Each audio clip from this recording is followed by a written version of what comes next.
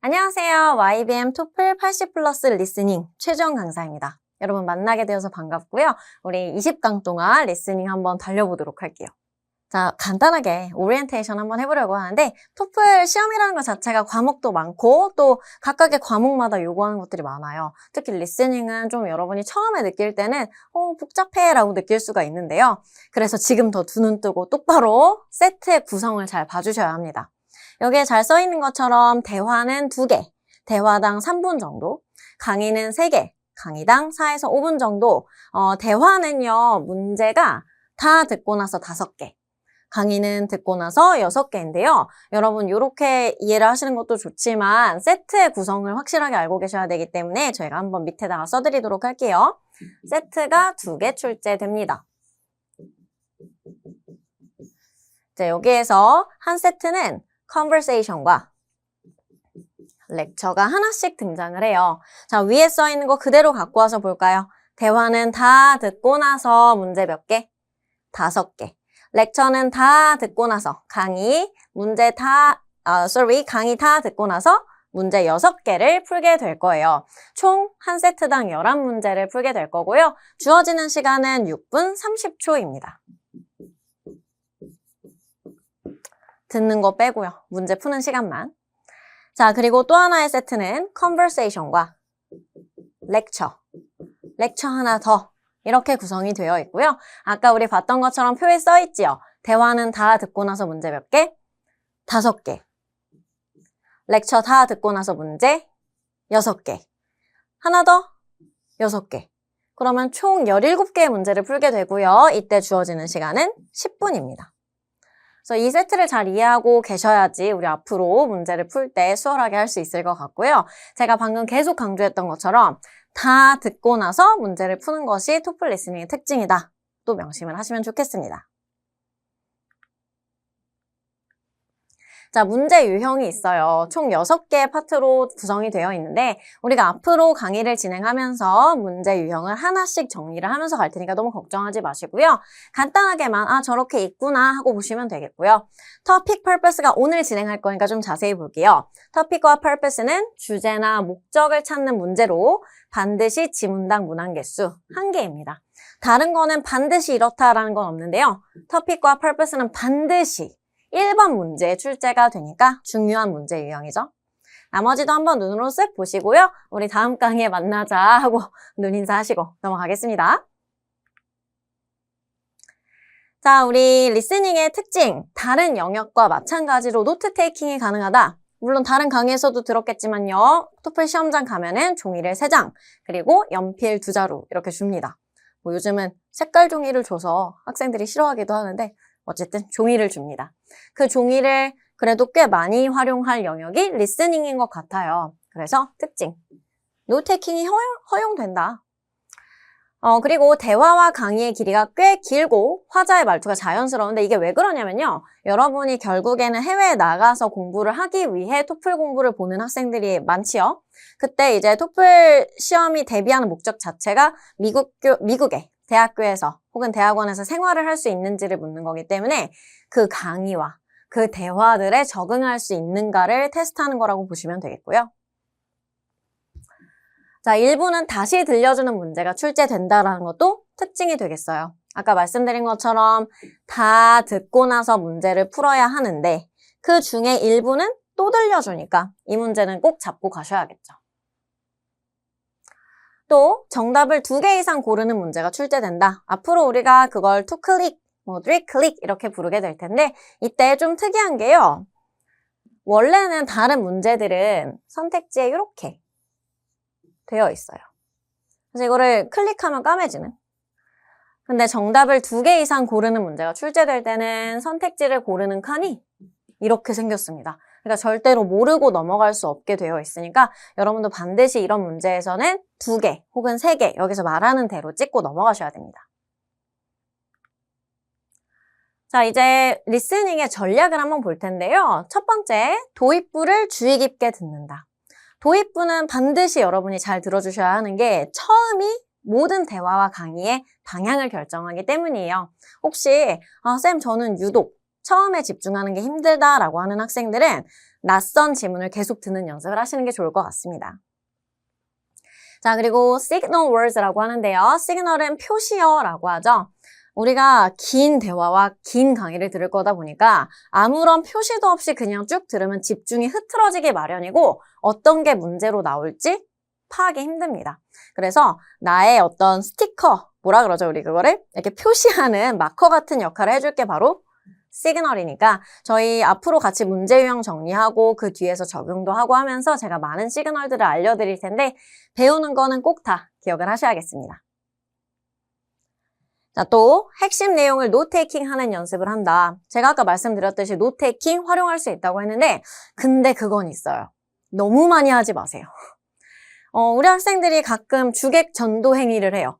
그래서 이거 듣기 연습이 아니라 속기사 연습 아니야? 할 정도로 많이 막 씁니다.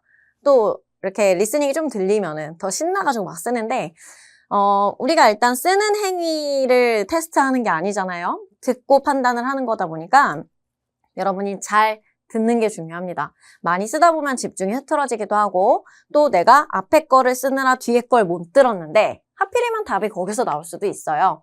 그래서 노테이킹은 어디까지나 보조수단이다까지 이해를 하시면 되겠고요. 가끔 듣다가 요거는 내가 안 적으면 까먹을 것 같아 하는 것만 싹 이해가시겠죠? 자, 그리고 어휘력을 기른다. 이거는 사실 모든 영어 공부의 공통점 아닐까요? 단어를 알아야지 우리가 읽고 듣고 이해할 수 있으니까. 물론 여러분에게 너무 많은 단어를 외워라 라고 요구하는 건 아니지만 어떤 강의를 듣는다고 했을 때 예를 들어 천문학이다. 여기도 나와 있죠? 상황별, 분야별로 익혀두는 것이 중요하다라고 했으니 내가 만약에 천문학을 들을 거야. 그러면 사실 뭐 백색, 거성, 막 이런 적색, 외성 저도 잘 모르긴 하지만 그런 정말 천문학을 깊이 공부한 사람들만 알 수 있는 단어를 알아야 된다는 게 아니고요. 천문학에 아주 필수적인 뭐 궤도, 행성 요 정도는 우리가 알아야 이해를 하잖아요. 그렇죠? 이 정도의 어휘를 저희는 요구합니다. 그래서 단어는 여러분 그래도 외우시는 게 좋고요. 또 제가 하나 포인트로 팁으로 드릴 수 있는 거는 동의어 많이 외우자. 여기도 나와 있지요. 동의어를 꼭 같이 익혀주시면 좋겠습니다. 자, 그 다음 배경 지식을 쌓는다. 물론 뭐 배경 지식이 주요가 되는, 메인이 되는 건 아니기는 하지만 어쨌든 아는 만큼 들리는 건 맞으니까요. 우리 토플 공부 준비하는 동안에는 그래도 하루에 짬나면은 궁금한 거 있으면은 뭐 시간 남을 때 내가 그냥 유튜브를 보는 게 아니라 유튜브에 들어가서 오늘 내가 강의에서 배웠던 저거 한번 찾아봐야지. 이렇게. 요 정도면 충분합니다, 여러분. 자, 또 정확한 영어 발음. 발음 중요해요. 우리 학생들 단어 외울 때 그 모습을 외우더라고요. 이렇게 실루엣을 외운다고 해야 될까요? 근데 그건 듣기에 전혀 소용이 없죠? 내가 잘 알고 있는 단어라고 생각했는데 들으면 몰라. 그러면 그 친구 모르는 단어인 거예요. 알겠죠? 여러분 발음을 잘 익혀주시면 좋겠고 이왕이면 따라하면서 쭝얼쭝얼. 자, 그러면 이제 넘어가 보도록 할까요? 자, 오늘의 단어입니다. 여러분 이제 앞으로 우리 유형 정리하는 동안에는 이렇게 단어를 저희가 보여드릴 텐데 교재에 있는 단어가 이렇게 그대로 나와 있어요. 페이지가 이렇게 쭉 나오게 될 거예요. 근데 여기에서 우리는 아주 핵심이 되는 단어들만 같이 짚어보고 갈 거예요. 저랑은 발음도 하고 의미 중요한 것들은 체크도 해보고 동의어도 정리할 거예요. 그런데 제가 체크하지 않고 넘어가는 요 단어들 그냥 무시하지 마시고 강의 다 끝난 다음에 한 번씩 쭝얼쭝얼 하면서 발음도 해보고 뜻도 외워주시면 좋겠습니다. 자, 오늘은 저랑 같이 뭘 볼 거냐면 바로 제가 앞에서 천문학 얘기했는데 나와버렸네요. 소행성. 소행성은 이제 그냥 행성이랑 조금 구분이 되어서요. 플래닛이 아니고 아마 작은가 보죠? 그래서 소행성이라고 하나 봐요. 발음이 좀 특이합니다. asteroid. 따라 해볼게요. asteroid. asteroid. 강의 혹시 나와도 너무 당황하지 마시고요. 자, 그리고 천체의라는 단어가 있는데요. 하늘의라고 해석을 하셔도 좋습니다. celestial이라고 발음하는데 강세가 중간에 있죠. body라는 걸 뒤에 많이 붙이기도 해서 celestial body라고 하면 천체라는 뜻입니다. 발음해볼게요. celestial. celestial. 자, 그 다음은 흩어지다 한번 볼까요? 이렇게 모여있다가 쓱 하고 흩어지는 느낌을 생각해 주시면 되는데요. 발음 같이 해봅니다. disperse. disperse. 명사형은 dispersal. 같이 묶어서 외워주시면 좋을 것 같아요. 자, 그리고 또 사치스럽게 라는 단어도 있네요. extra라고 하면은 항상 우리 넘치는 거잖아요. extra 붙었고 vacant가 같이 붙어서 extravagantly 라고 발음해 주시면 됩니다. extravagantly. extravagantly. 좋아요. 자, 그리고 또 오늘 뭔가 천체, 뭐 천문학 이런 거 나올 건가 봐요. 그쵸? 중력이란 단어도 나오는데 gravity에서 시작을 하죠. 그래서 gravity 하면은 명사로서 중력이란 뜻이고 gravitational force라고 하면 중력의 힘이다. 결국 같은 뜻이 되긴 하는데요. 발음이 좀 다를 수 있으니 같이 묶어서 외워주시면 좋겠네요. 자, 그 다음은요. 강화하다라는 단어 볼 건데요. force가 들어갔으니까 힘이랑 관련이 있다라고 보시면 되겠죠? reinforce 하면 힘을 강화하다. 근데 꼭 여기서 진짜 힘을 강화하다라고 쓰인 건 아니고 목적어를 강화하다라고 해석을 해주시면 됩니다. 발음해볼게요. reinforce. reinforce. 자, 그리고 좀 특이하게 생겼죠? 휘발성에라는 뜻이에요. 여러분 이거 발음이 어떻게 될 것 같으세요? 먼저 해볼까요? 자, 이 단어는 특이하게 강세가 이렇게 앞에 있습니다.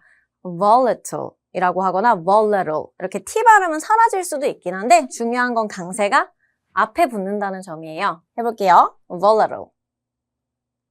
volatile. 좋아요.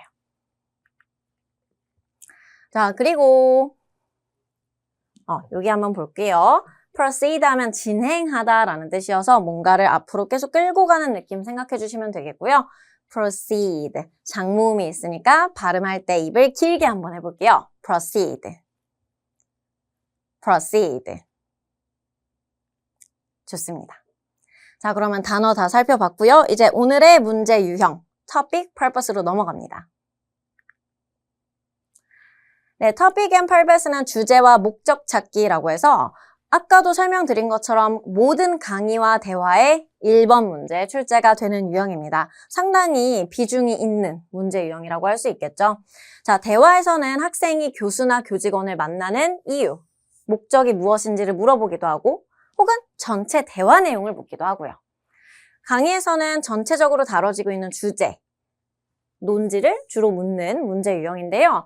일단 여러분 대화에서 그리고 강의에서 왜 이 대화를 시작하는 거고 왜 이 강의를 시작하는 건지 그 purpose 파악 잘 해주셔야 되고 자, 요거는 시작부죠. 도입부.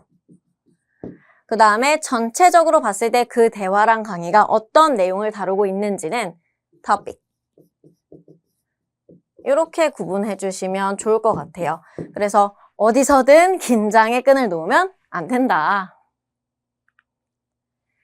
자, 빈출 문제 패턴 한번 보도록 하겠습니다. 방금 제가 했던 것처럼 topic과 purpose 나눠서 살펴보게 될 텐데 topic은 뭐다? 전체다. 자, 문제 볼까요? What are the speakers mainly discussing? 대화에서 스피커들이 주로 무슨 얘기하고 있을까요? What is the conversation lecture mainly? 주로. What is the main topic? 이렇게 main이 자꾸 나오는 것들은 topic을 묻는, 즉 전체 내용을 묻는 문제 유형이에요. 이때 어느 하나에만 꽂혀서 문제의 정답을 고르지 마시고 정말 전체적으로 그게 맞는 내용인가를 한번 꼭 확인을 해주셔야 합니다. 자, 그 다음에 purpose는 목적이죠.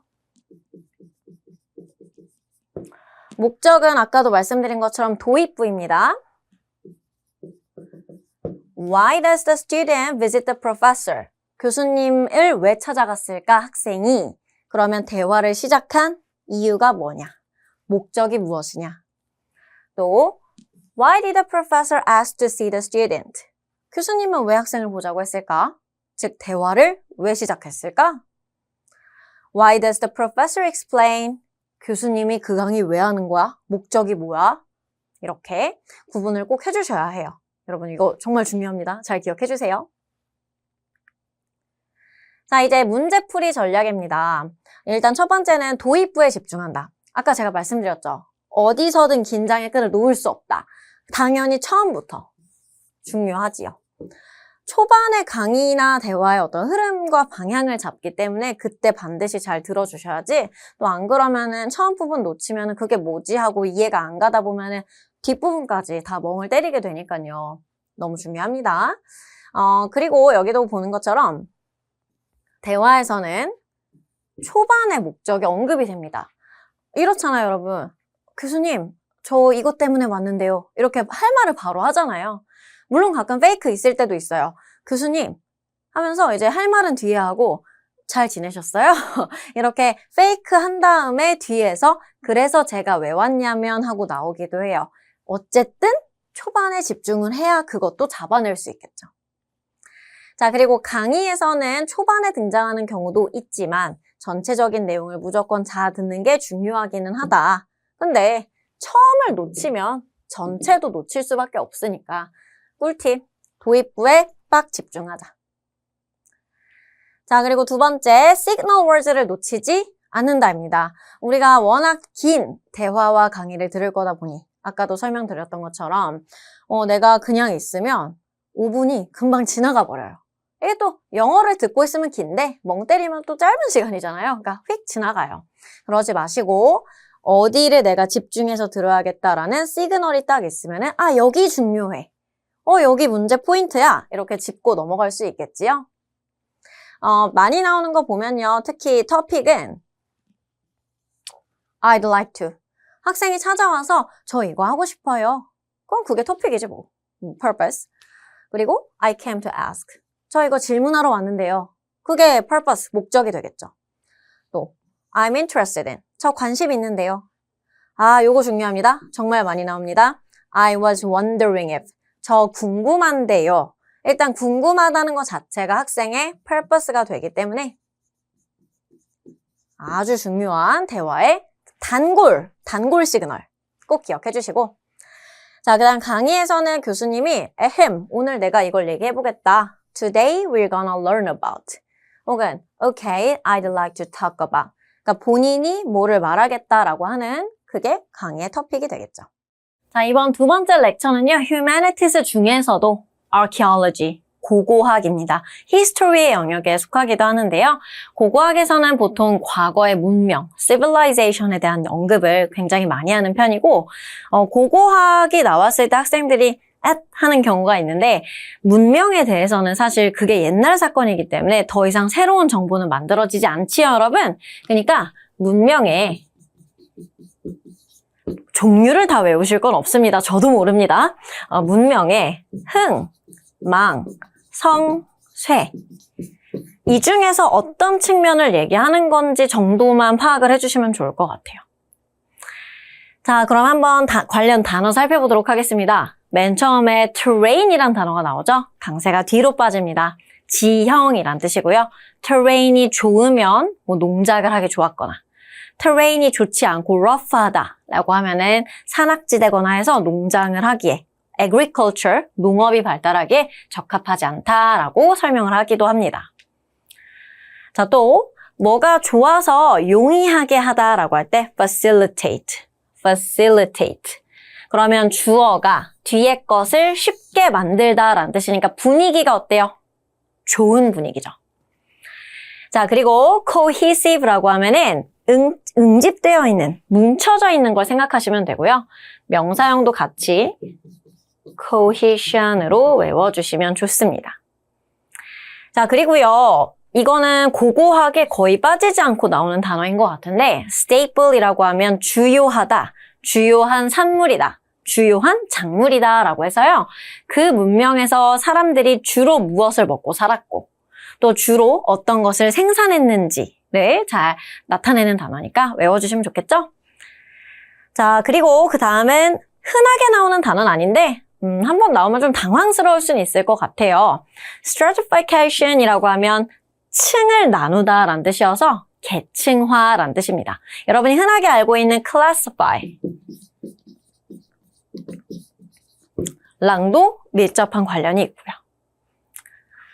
자, 그 다음에요. 동사 형용사로 쓰이는 단어인데 punctuated by 하면은 뒤에 것이 간간이 있다는 뜻입니다. 주어에 뒤에 것이 간간이 있었다. 보통은 어떤 시기가 이렇게 쭉 있을 때 간간이 있는 이벤트들을 설명할 때 쓰이는 단어입니다. skirmish. 이거는 문명하면 또 우리 싸워야 되지 않습니까? 이 문명, 저 문명끼리. 네. 문명 속에서의 나타나는 교전들, 작은 충돌을 나타내는 단어이고요. 자, 그 다음은 버리다입니다. 버리다는 abandon 많이 아실 것 같은데 동의어입니다. 묶어서 외워주시면 좋고 얘가 근데 어디서 많이 보지 않았어요, 여러분? 사막이랑 똑같죠? 발음이 다릅니다. 사막일 때는 desert, 버리다일 때는 desert. 중간으로 빠지는 거 기억해 주시고요. 자, 그 다음에 exacerbate라고 하면 뭔가 딱 봐도 기분이 안 좋게 생기지 않았나요? 너무 제가 우기는 건가요? 악화시키다 라는 뜻이 있습니다. 뭔가 우리 오늘 들을 강의 뒷부분 안 좋을 것 같아, 그쵸? 자, 그 다음에 불안이라는 단어인데요. 우리 rest라고 하면 쉬다라는 뜻이 있죠? unrest는 그의 반대입니다. 불안, 소요라는 뜻이 있어서 보통 social unrest라는 거랑 이렇게 같이 묶어서 쓰는데 사람들 사이의 분위기가 뒤숭숭했다라는 뜻이에요. 자, 이렇게 단어도 정리해봤는데 어느 정도 뭐 내용도 예측이 되기는 하는데요. 여러분, 두 번째 렉처는 따단 풀어보셔야 됩니다. 첫 번째 렉처는 저랑 같이 쭉 들으면서 분석하고 문제 푸셨죠? 이제 감을 어느 정도 잡았을 거라고 생각을 해요. 두 번째 렉처는 여러분이 처음부터 끝까지 끊지 않고 쭉 듣고 그 다음에 문제를 풀어본 후에 저랑 같이 강의를 들을 건데 자, 이때 중요한 거 있죠? 여러분이 끊지 않아야 돼요. 그리고 집중력도 잃으면 안 되기 때문에 우리 강의 내에서 플레이를 해드립니다. 음원도 나올 거고 문제 푸는 시간도 딱 정확하게 해서 여러분 잘 풀 수 있게 플레이 해드릴 테니까 쭉 한번 듣고 풀어보시고 좀 이따 뵙는 걸로 할게요. Humanities Lecture 2. Listen to part of a lecture in an archaeology class. Okay, let's continue our examination of civilizations that developed in the Western Hemisphere before European contact. The Maya were an ancient Mesoamerican society that flourished in the region encompassing present-day Mexico, Belize, Guatemala, Honduras, and El Salvador. Remnants of their buildings, streets, and iconic pyramids can be found from northern Belize to southern Mexico. However, due to limited sources and the challenges posed by the dense jungle terrain, making precise conclusions about the Maya's origins can be difficult. The prevailing theory is that the Maya's ancestors migrated from South America, beginning around 7000 BCE. By 4000 BCE, they had adopted maize, now known as corn, as their principal crop. This played a crucial role in propelling their civilization forward, facilitating the formation of a cohesive society and culture. They transitioned from a hunter-gatherer lifestyle to settling in villages and towns near fields suitable for cultivating the staple crop. Later, they would develop successful agricultural techniques for growing other crops such as squash, cassava, and beans. Now, the Maya culture is believed to have been significantly influenced by the Olmec civilization, which predates the rise of the Maya. Many experts believe that the religious rituals for which the Maya are known were shaped by adopting Olmec religious practices. For instance, the establishment of ceremonial centers, although not an exact replication of Olmec architectural styles, shows indications of being influenced by their practices. The Maya also refined the Olmec's agricultural techniques, particularly in cultivating maize. You remember what that is, yes? This became a fundamental aspect of their culture, playing a significant role in their religious beliefs and social structure. So, this period in which the Maya built their cities and developed agriculture, This period is known as the pre-classic era of the Maya, spanning approximately from 1500 to 200 BCE. After 200 BCE and lasting until about 900 CE is the Classic Era. It was during this era that the Maya accomplished remarkable achievements in various disciplines, including architecture, art, agriculture, astronomy, and mathematics. They also devised an intricate calendar system that predicted celestial events and guided agricultural practices. And they constructed impressive architectural structures such as pyramids and temples, which served as focal points for religious and ceremonial activities. The Maya also possessed a complex social and political structure. They were organized into city-states, each governed by a supreme leader known as the Halachiuinik. These leaders wielded significant power and were considered intermediaries between the people and the gods. Mayan society exhibited a high degree of stratification, with distinct roles for nobles, priests, warriors, and commoners. Prominent Maya cities included Palenque, Tikal, Chichen Itza, Copan, and Calakmul. Now, like the ancient Greek city-states before they were united under Macedonian rule, the Maya shared a societal structure but did not form a centralized empire. Governance alternated between city-states and local rulers, with periods of peaceful coexistence punctuated by localized skirmishes. This dynamic contributed to the gradual decline of the Maya civilization that began around 800 to 1000 CE. Now, the reasons behind the Maya's decline and eventual collapse in 1500 CE are still debated among scholars, but several factors likely played a role. As I previously mentioned, a significant contributor was internal conflict and warfare. The Mayan city-states often engaged in territorial disputes and power struggles, draining resources, weakening the social fabric, and hindering their ability to respond to external threats. Another factor was environmental degradation. The Maya gradually depended more and more on agriculture, particularly the cultivation of maize as their primary food source. Intensive farming practices, deforestation, and soil erosion, coupled with periods of drought, led to declining agricultural productivity, food shortages, and social unrest. The death rate increased, prompting the abandonment of once prosperous cities. Many Maya, including those from cities like Chichen Itza, migrated to more fertile valleys in the south, where they abandoned city building and established small villages. When the Spanish reached the Americas in the 15th and 16th centuries, the majority of the Maya's significant cities had already been deserted. The introduction of European diseases, such as smallpox, further exacerbated the decline, severely reducing native populations across the Americas. The precise scale and consequences of this catastrophic event remain a subject of ongoing scholarly debate, which we will be discussing at another time. Anyway, it is evident that the Maya civilization was experiencing a profound decline by the time the Spanish made their arrival. Number 1. What is the lecture mainly about?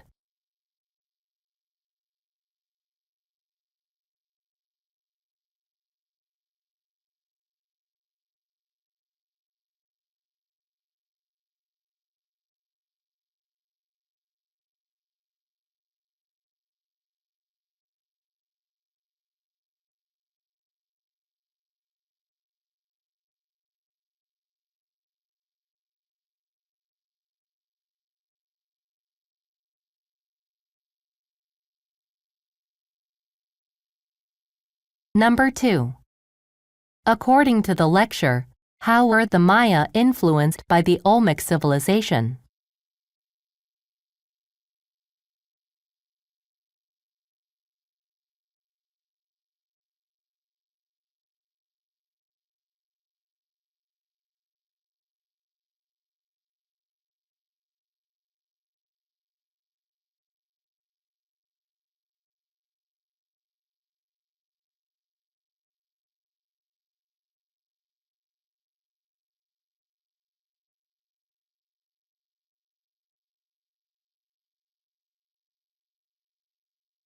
Number 3. The professor discusses achievements in the pre-classic and classic eras of the Maya. Match each item with the correct era. Some items may not apply to either era.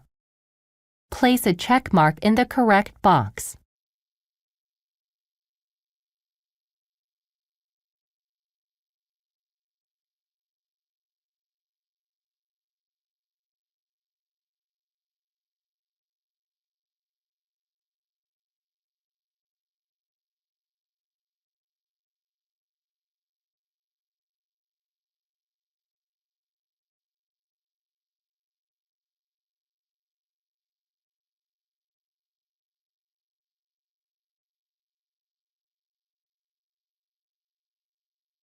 Number 4.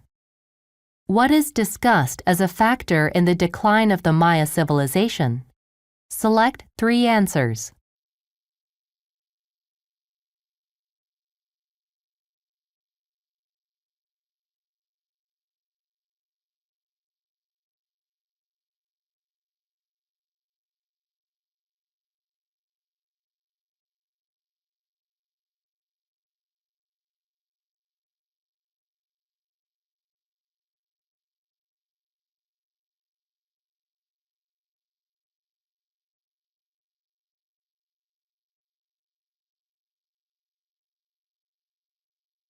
Number 5. What can be inferred about European contact in the Americas?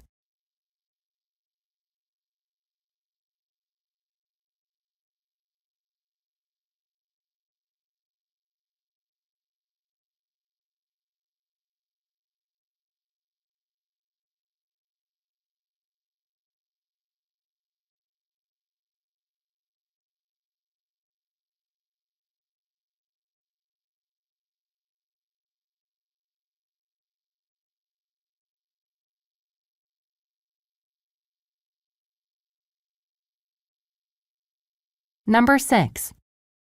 Listen again to part of the lecture, then answer the question. The Maya also refined the Olmec's agricultural techniques, particularly in cultivating maize. You remember what that is, yes? Why does the professor say this? You remember what that is, yes?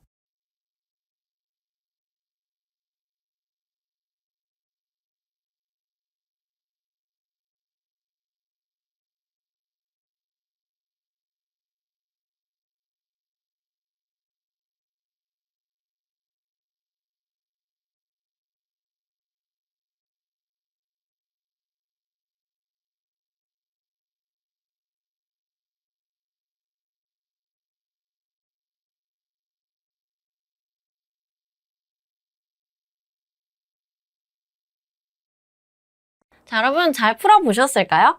여러분이 들으면서 꼭 잡았어야 되는 포인트 간단하게 제 노트 테이킹 보면서 한번 설명해 드릴게요. 일단 토픽은 웨스트에 있는 civilization, 문명이 있는데 이름은 마야야. 마야 문명에 리밋이 있어서, 그러니까 증거 같은 것들이 리밋이 있기 때문에 그 정확한 오리진은 확실하게 알 수가 없어. 그런데 이론상으로 사우스 아메리카의 지역에서 그들이 다른 곳으로 이주를 하게 되었고 그 이주해서 정착이 먼저 나오진 않았는데 그 이주한 곳에서 메이즈라는 작물, 메이즈가 옥수수 생각하시면 돼요. 그 옥수수 같은 작물을 기르게 되었고 그래서 그것이 자 여기 제가 빨간색으로 써놓은 것들이 여러분이 들었어야 되는 시그널입니다. 그 옥수수 작물을 기른 것이 crucial role, 중요한 역할을 하게 되었다. 그 문명이 cohesive, 응집하는데. 그래서 그 지역에 settle, 정착하게 되었다라고 했고요.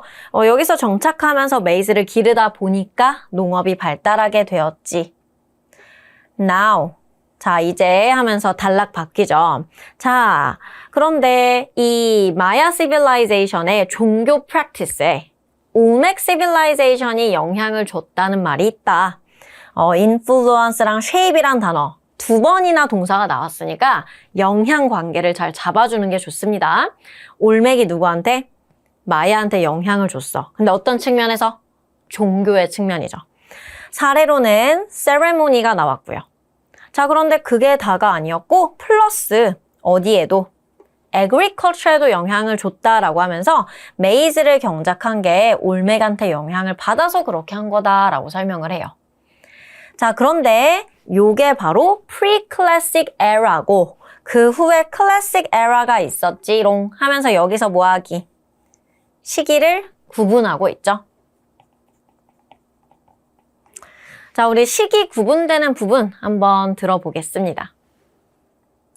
So, this period in which the Maya built their cities and developed agriculture, this period is known as the pre-classic era of the Maya. 자, 이렇게 마야인들이 도시도 세우고 agriculture 시작하고 발달시킨 게 바로 pre-classic era야.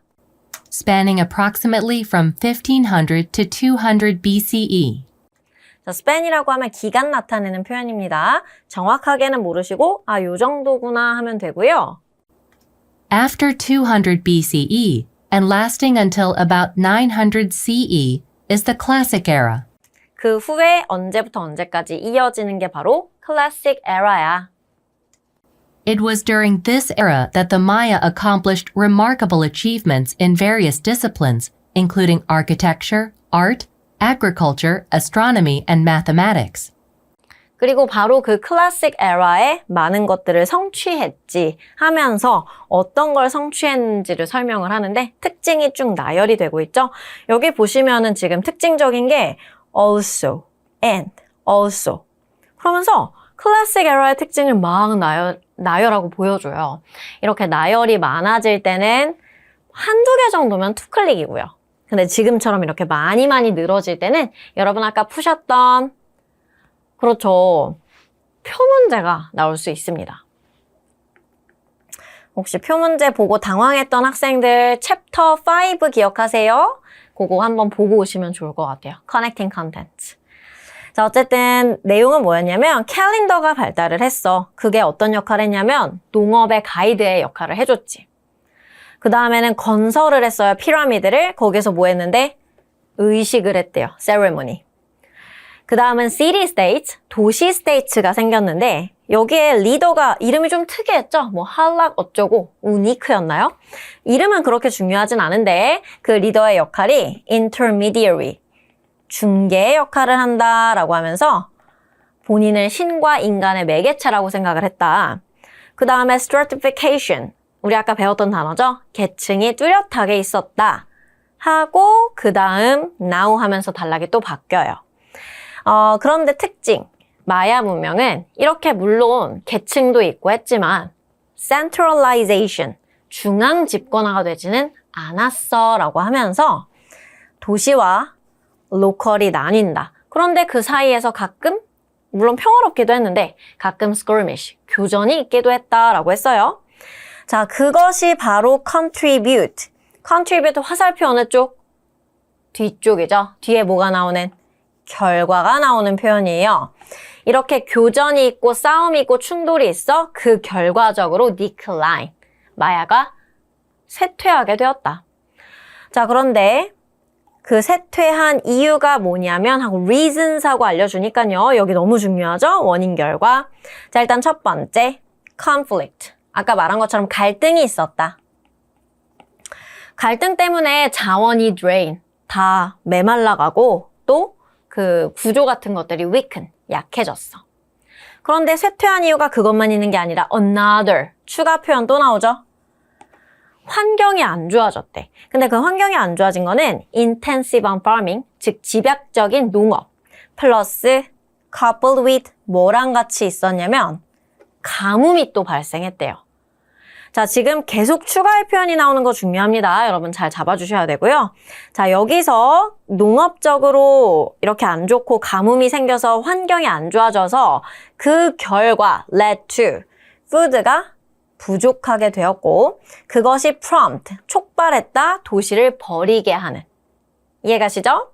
자, 근데 그것만 아니고 further, 더한 게 있었는데 질병까지 터졌대. 그러니까 이제 망하려고 난리가 난 거예요. 근데 중요한 거, 질병에 대해서는 정확하게 아는 바는 없다라고 했습니다. 정확한 거 몰라. 이게 디베이트의 대상이야 라는 표현이 곧 제가 생각하는 정확하지 않다였어요. 자, 여러분이 여기서 태도를 잘 잡아주셨기를 바라고 문제 한번 풀어볼까요? What is the lecture mainly about? 중요한 게 뭐냐? 주제가 뭐냐? 자, 오늘 주제 뭐였습니까? 마야의 시대 나눠가면서 잘 나가는 시기, 그 잘 나가기 전의 시기, 또 잘 나간 후에 쇠퇴하는 시기까지. 그러면 모든 시기를 통틀어서 설명을 한 게 맞겠지요? A번, 주요한 civilization들 아닙니다. B번, remarkable achievement, 마야의 엄청난 업적. 성취를 말하기는 했죠. 하지만 그게 전부라고 할 수는 없으니 B번 X. C번, 문명의, 한 고대 문명의, 이게 뭔데? 이게 마야 문명이에요. 마야 문명의 흥과 쇠. 다음 몇 번? C번. 여러분 항상 기억하셔야 됩니다. 내가 기억나는 단어 하나, 내가 기억나는 부분 하나만으로 메인 토픽을 풀 수가 없고 전체적으로 정리를 해야 한다. 자, 그 다음 3번입니다. 표 문제 가져왔어요. 여러분 헷갈리셨을 것 같아서. 자, 첫 번째 보시면은 피라미드랑 템플 건설하는 거. 이 건설은 잘 나갈 때 한 거라고 했죠? 그러니까 classic era. 잘 나갔던 시기. 그 다음 form the centralized social structure. 아, 치사해. 이거 아닌 거 갖다 놨잖아요. 분명 아까 우리 들었죠? centralize는 아니었어. 그러니까 not applicable. 그러니까 적용할 수 없는. 우리말로는 X죠, X. 자, 그 다음 transition from a hunter-gatherer lifestyle. 그러니까 원래는 이렇게 hunter-gathering 하다가 정착을 하게 되고 농업을 시작하게 된 건 언제? 그렇죠, pre-classic이었죠. 네 번째, supreme leader가 통치한다. 리더에 대한 얘기 나왔던 거는 classic의 특징이었죠. 그 아까 이름 이상했던 사람들. 자, 그리고 devise a calendar system. 아, 캘린더도 클래식의 특징이었죠. 아, 그러니까 사실 이 문제는 클래식 에라의 특징을 잘 잡아주느냐가 좀 중요한 문제였던 것 같습니다. 자, 그 다음 5번입니다. 추론 문제이고요. 유러피언의 아메리카와의 컨택에 대해서. 아메리카랑 유럽의 접촉 자체가 그렇게 중요한 건 아니고 이게 마지막 부분쯤이니 마지막에 그 설명, 쇠퇴에 대한 설명을 했을 때 질병은 그렇게 conclusive하지 않고 디베이트의 대상이다라고 했던 부분이 이 문제의 정답의 단서가 되겠는데요. A번 볼게요. 이것의 영향에 대한 스터디는 conclusive하지 않다. 다음 몇 번? A번. B번 보시면요. 그것의 목표에 대한 얘기는 나온 적이 없었고요. C번. 이것은 별거, little 했다는 건 별거 하지 않았다는 뜻이야. 별걸 하지 않았다? 그건 모르는 거죠. 쇠퇴에 영향을 줬냐 안 줬냐는 모르는 거예요. 다만 오늘 쇠퇴에 영향을 줬을 것으로 추측이 되는 걸로 질병이 언급이 된 거죠. 마지막, 마야는 detailed and written record가 있었다? 아닙니다. 확실하지 않았다만 하나 가지고 가시면 좋을 것 같아요. 아까 표현은 be subject to debate. 논란의 대상이 된다. 자, 오늘은 이렇게 마무리해 볼 거예요. 참 강의가 길어졌는데요. 여러분 너무 수고 많으셨고 수고하셨어요. 근데 과제는 하셔야 돼요. 오늘 과제는 렉처 1, 2에 저랑 함께 풀어보지 않은 나머지 문제 풀기. 그 다음에 전체 음원을 1.25배속으로 들어보기입니다. 여러분 정말 수고 많으셨습니다.